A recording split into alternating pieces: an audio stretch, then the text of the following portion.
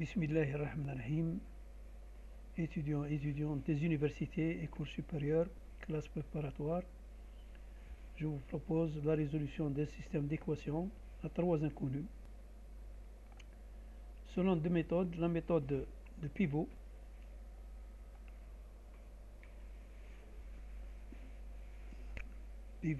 de Gauss,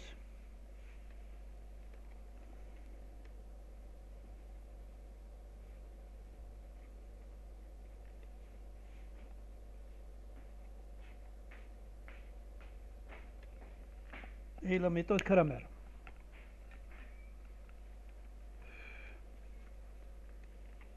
Alors, résoudre deux systèmes d'équations suivantes: x plus y plus 2z égale moins 1, 2x plus y, 2x moins y plus 2z égale moins 4, 4x plus y plus 4z égale moins 2. Alors, nous allons faire apparaître ce qu'on appelle la matrice associée à ce système. On prend les différents coefficients 1, 2, 4, 1, 2, 4, 1, moins 1, 1, 1, moins 1, 1, 2 et 4. Ensuite, la partie qui est de droite, du système moins 1, moins 4, moins 2, moins 1, moins 4, moins 2. Alors, pour nous permettre de faire moins de calculs possibles, parce que c'est long, nous allons essayer de transformer la matrice. Cette matrice-là, on va la transformer en une autre. Bon, en faisant apparaître les zéros. Qu'est-ce qu'on fait? On a la matrice initiale. On va remplacer le L2, la ligne, par L2 moins 2L1. Et la ligne 3 par L3 moins 4L1. Ça nous donne ce résultat. Une fois qu'on a une nouvelle matrice, on va aussi transformer la ligne 3.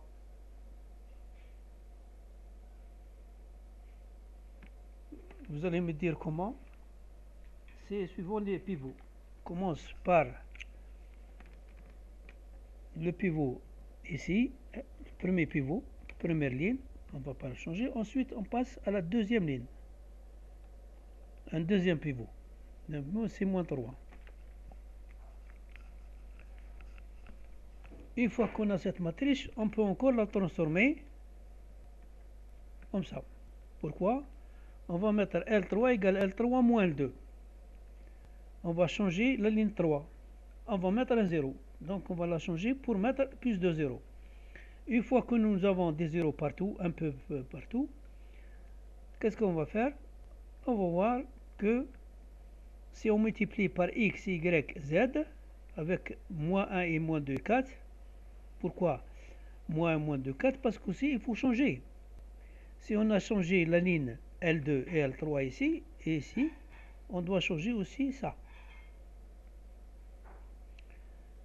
Le premier changement, on a 1. Vous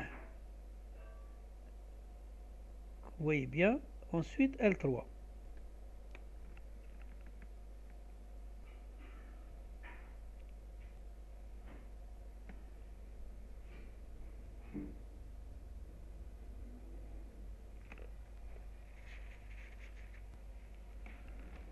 Alors, par exemple, le moins 1 ne change pas. Le moins 1 reste le même. Ce qui changeait, c'est le moins 4 et moins 2. Nous avons L2 égale L2 moins 2L1. L2 qui est égal à moins 4 moins 2L1 moins 1.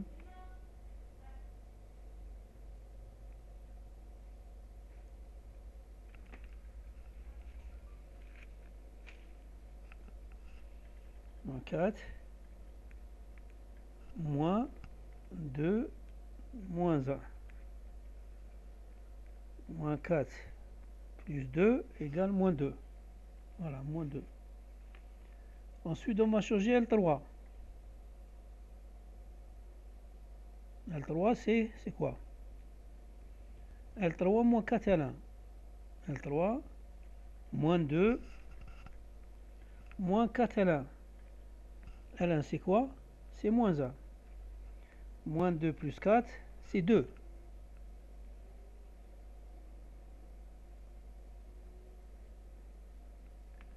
Mais on va aussi la changer aussi. Parce qu'on va mettre L3 plus L2. L3.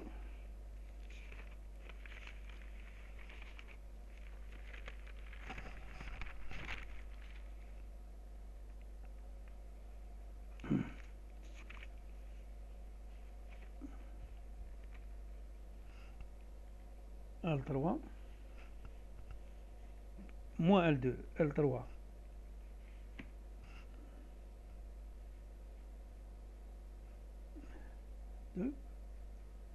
L3 qui est moins 4 moins L2. L2 c'est quoi? Moins 1. Moins 2.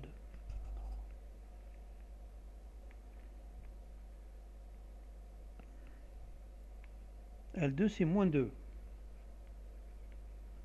Moins 4 plus 2 c'est moins 2.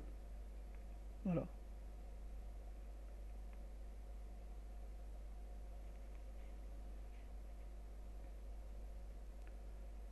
Ensuite, on va changer moins 2 ici. Moins 2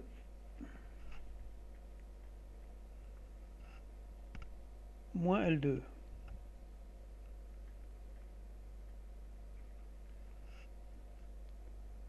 Moins 2 plus 4.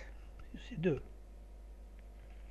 Une fois qu'on a 2, on va changer encore.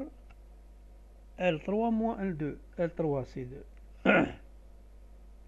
C'est 2. Moins L2. Moins 2. Ça fait 4.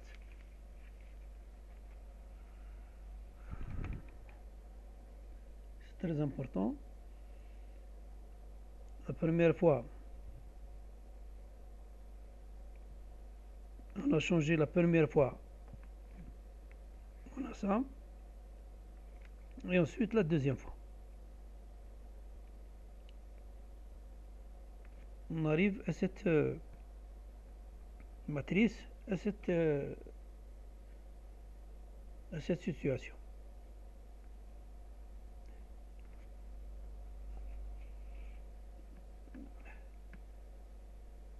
Alors, qu'est-ce qu'on remarque? En multipliant donc cette matrice par x, y, z, je vais avoir moins 2z égale 4. Moins 2z égale 4, donc z est égal à moins 2. Pour la ligne 2, j'ai moins 3y, puisque vous voyez bien moins 3y, moins 2z, égale moins 2, égale moins 2. Y égale 2.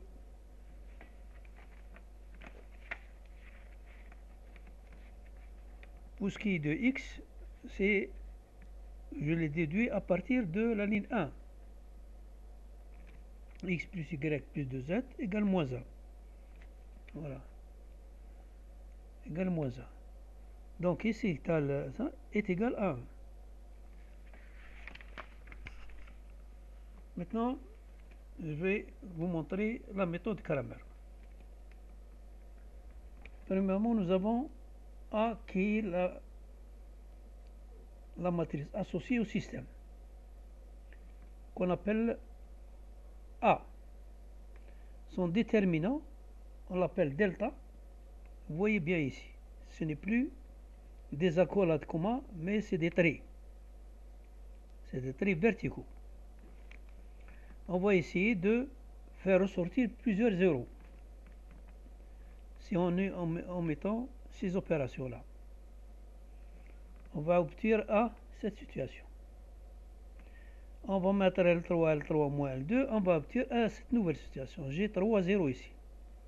Le but d'avoir beaucoup de zéros, c'est lorsque j'aurai à calculer le déterminant déterminant qui a 3 lignes et 3 colonnes, pour réduire le nombre de calculs. Alors je vais mettre plus, moins, plus, c'est important. Le premier nombre ici, c'est A11. La première ligne et la première colonne. 1 plus 1, c'est 2, donc pair. j'ai plus 1, je multiplie par ça.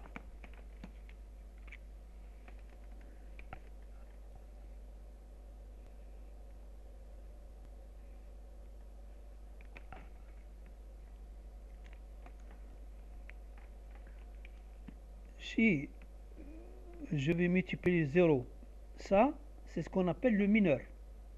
Voilà, le mineur. Ensuite, je multiplie le moins 0 par, ce sera donc la première colonne et la deuxième ligne. Donc, le mineur, ce sera 1, 2, 0, moins 2. 1, 2, 0, moins 2. Mais multiplié par 0. Donc, il est égal à 0. Et lorsque je multiplie plus 0, ce sera la première colonne et la troisième ligne. Donc, ce sera 1, 2, moins 3, 2. C'est 0. Il reste uniquement ce mineur.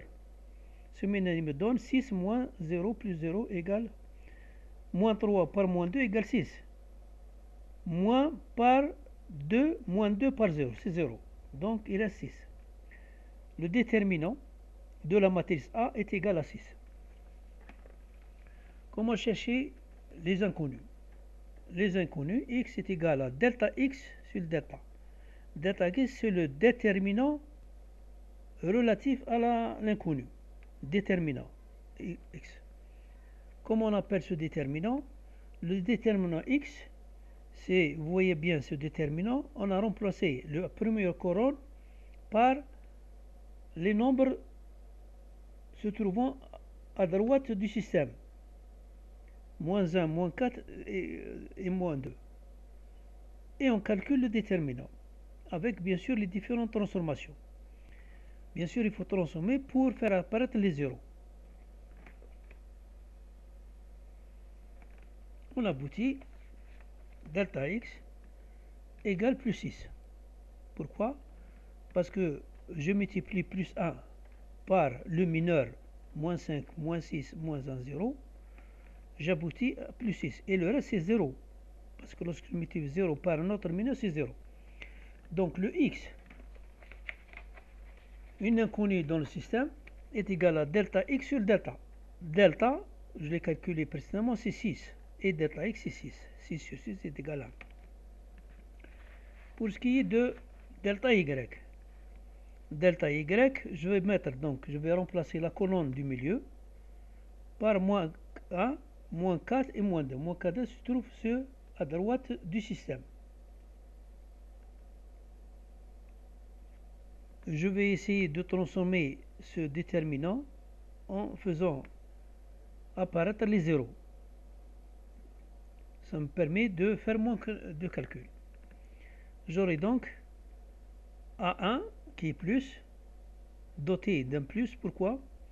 Parce que c'est le premier terme, première ligne, première colonne.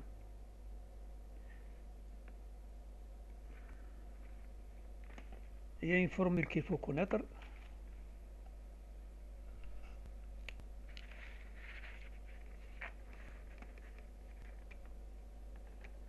Pour connaître le plus ou le moins, il y a une formule qu'on appelle I plus J. I, c'est le nombre, le numéro de la ligne, et J, c'est le numéro de la colonne. Ici, c'est la première ligne et la première colonne. Donc, 1 plus 1 égale 2, moins 1 au carré, ça donne 1. Donc, c'est plus.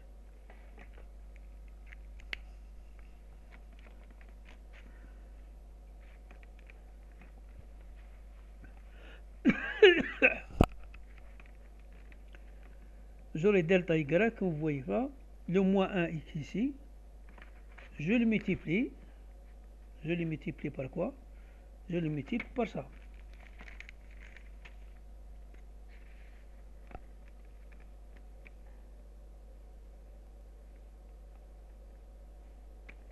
C'est mineur. Le 0 aussi, je le multiplie par moins 1, 2, 2 moins 4, mais est égal à 0. J'en tiens pas compte. Donc je garde uniquement le premier mineur qui va me donner moins 2 par moins 4, c'est 8, moins moins 4. Moins 4, c'est 4. Donc 8 plus 4 égale 12. Y est égal, delta Y sur le delta, 12 sur 6, ça fait 2. Il reste le delta Z. Je vais donc changer la troisième colonne par moins 1, moins 4 et 2.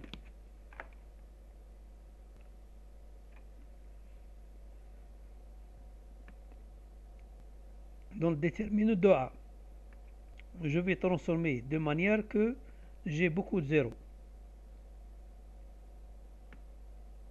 Et je vais multiplier le 1 par ce mineur.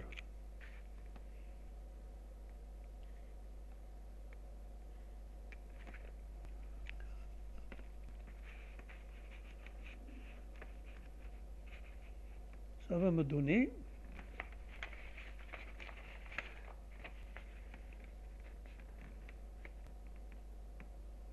plus 1 multiplié par ça, moins 3, moins 2, moins 3, 2.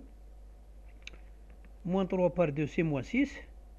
Moins 6. Moins 6. Moins 6, moins 6 est égal à moins 12. Y, Z égale delta Z sur delta. Moins 2 sur 6 des moins 2. Donc Z est égal à moins 2. J'ai trouvé donc des résultats qui sont les mêmes que ceux trouvés pour le pivot de Gauss. Donc les deux méthodes sont valables.